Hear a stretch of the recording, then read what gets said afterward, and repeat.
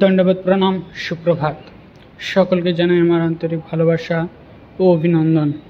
প্রত্যেক দিনে ন্যায় আজও আপনাদের কাছে চলে এলাম ভগবত দর্শন নিয়ে। চলুন দেখে নেওয়া যাক আমাদের বৈষ্ণব দর্শন বা গুরু দর্শন। গুরু দর্শন করলে কি হবে না, গঙ্গা স্নানের সমতুল্য লাভ হবে। চলুন আমরা নাট্য মন্দির দর্শন করি। আজ মুম্বাই মহারাষ্ট্রে আমাদের কারেন্ট নাই, তো একটু অন্ধকার লাগছে নাট্য মন্দির। তো চলুন একে একে দেখে নিই আমাদের ভগবানকে।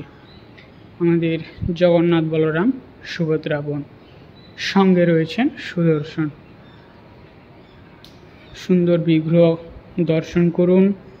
তো আজকে একটু কারেন্ট না থাকাতে একটু অন্ধকার আছে।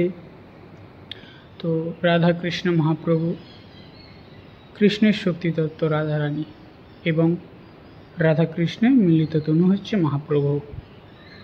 সঙ্গে রয়েছেন আমাদের গৌর নিতাই এবং রয়েছেন আমাদের গুরুবরগরা এবং গোপাল রয়েছেন, আর আমাদের রয়েছেন নৃসিংহদেব।